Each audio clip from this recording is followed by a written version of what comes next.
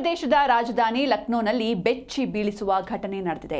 21 ವರ್ಷದ ಮಗನೊಬ್ಬ ತಂದೆಯನ್ನೇ ಗುಂಡಿಕ್ಕಿ ಕೊಂದು ನಂತರ ಶವವನ್ನ ಪೀಸ್ ಮಾಡಿ ದೇಹದ ಭಾಗಗಳನ್ನು ನೀಲಿ ಡ್ರಮ್ನಲ್ಲಿ ಇರಿಸಿದ್ದಾನೆ.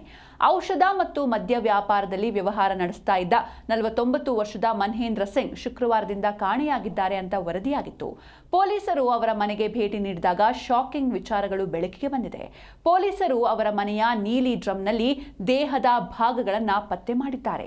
ಕೊಲೆಯಾದ ವ್ಯಕ್ತಿಯ ಮಗ ಅಕ್ಷತ್ ಪ್ರತಾಪ್ ಸಿಂಗ್ನನ್ನ ವಿಚಾರಣೆಗೆ ಒಳಪಡಿಸಿದಾಗ ಬೆಚ್ಚಿ ಬೀಳಿಸುವ ವಿಚಾರ ಬಯಲಿಗೆ ಬಂದಿದೆ. ಪೊಲೀಸರ ಪ್ರಕಾರ ಮನ್ಹೇಂದ್ರ ಸಿಂಗ್ ತನ್ನ ಮಗ ಸ್ಪರ್ಧಾತ್ಮಕ ಪರೀಕ್ಷೆಗಳಿಗೆ ಹಾಜರಾಗಿ ವೈದ್ಯಕೀಯ ವೃತ್ತಿಯನ್ನ ಮುಂದುವರಿಸಬೇಕು ಅಂತ ಬಯಸಿದ್ದ. ಆದರೆ ಮಗ ಅದನ್ನ ವಿರೋಧಿಸಿದ್ದ. ಇಬ್ಬರ ನಡುವೆ ಇದರ ಬಗ್ಗೆ ಆಗಾಗ ಜಗಳ ಆಗ್ತಾ ಇತ್ತು. ಒಂದ್ ಬಾರಿ ಈ ವಿಚಾರಕ್ಕೆ ಗಲಾಟೆಯಾಗಿ ಯುವಕ ಮನೆ ಬಿಟ್ಟು ಓಡಿ ಹೋಗಿದ್ದ. ಆದರೆ ಕಳೆದ ಶುಕ್ರವಾರ ಸಂಜೆ 4:30 ಸುಮಾರಿಗೆ ಮತ್ತೆ ತಂದೆ ಹಾಗೂ ಮಗನ ನಡುವೆ ಜಗಳ ಆಗಿದೆ.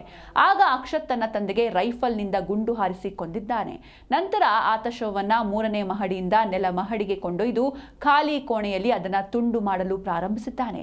ಈ ವೇಳೆ ಅಲ್ಲಿಗೆ ಬಂದ ಆತನ ಸಹೋದರಿ ಅಣ್ಣನ ಕೃತ್ಯವನ್ನ ಕಂಡಿದ್ದಾಳೆ. ಆದರೆ ಅಕ್ಷತ್ ಆಕೆಯನ್ನ ಹೆದರಿಸಿ ಸುಮ್ಮನಿರುವಂತೆ ಬೆದರಿಕೆ ಹಾಕಿದ್ದಾನೆ. ನಂತರ ಆತ ಸಹೋದರಿಯ ಸಮ್ಮುಖದಲ್ಲಿಯೇ ತಂದೆಯ ದೇಹವನ್ನ ತುಂಡರಿಸೋದನ್ನ ಮುಂದುವರೆಸಿದ್ದಾನೆ. ನಂತರ ದೇಹದ ಭಾಗಗಳನ್ನು ಪ್ಲಾಸ್ಟಿಕ್ನಲ್ಲಿ ಪ್ಯಾಕ್ ಮಾಡಿ ಅದರಲ್ಲಿ ಕೆಲ ಭಾಗಗಳನ್ನು ಆತ ಸದಾರುಣ ಪ್ರದೇಶದಲ್ಲಿ ವಿಲೇವಾರಿ ಮಾಡಿದ್ದಾನೆ. ಆದರೆ ಮುಂಡ ಸೇರಿದಂತೆ ಕೆಲವು ಭಾಗಗಳನ್ನು ಮನೆಯೊಳಗೆ ಇರಿಸಲಾಗಿದ್ದ ನೀಲಿ ಡ್ರಮ್ನಲ್ಲಿ ಹಾಕಿದ್ದಾನೆ.